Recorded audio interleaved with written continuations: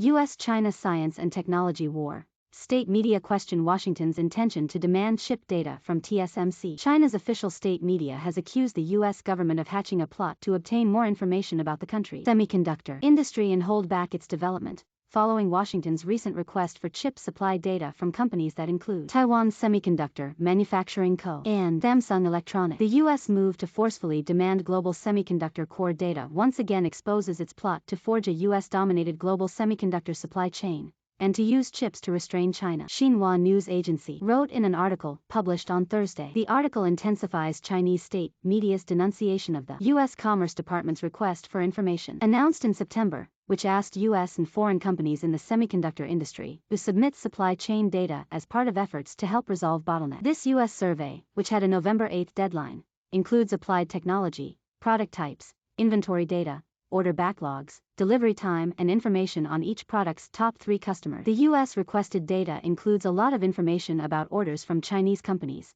and the production capacity of Japanese and Korean businesses in China, Xinhua said. The plot by the U.S. to get its hands on critical information of China's semiconductor industry has been exposed, and it can't be excluded that the U.S. will use the core commerce data to build a China-excluded semiconductor supply chain. While no mainland Chinese companies were targeted by the U.S. survey, Washington's request for data set off alarm bells within the domestic semiconductor sector, which has faced mounting restrictions from U.S. sanctions that curtail access to advanced chip technologies and equipment. Despite Xinhua's accusation, the U.S. government did not cite China as the reason for its chip data survey, even though tensions have increased between the two sides over trade issues and competition in advanced technology. Neither China's Ministry of Foreign Affairs or the Ministry of Commerce has made an official comment about the U.S. request and the companies that have responded to the survey. But that has not stopped various Chinese government-backed publications from railing against the recent decision by TSMC, the world's largest contract chip manufacturer, to comply with the U.S. data request. Beijing's Taiwan Affairs Office had earlier blamed the island's government for failing to protect local companies from Washington's pressure. China's Communist Party casts a wide net for technology security. TSMC, which plans to expand its chip fabrication facility in the eastern city of Nanjing, assured in October that it would respond to the request without providing customers confidential information. In a commentary published on Chinese media Guanxia.cn on November 9,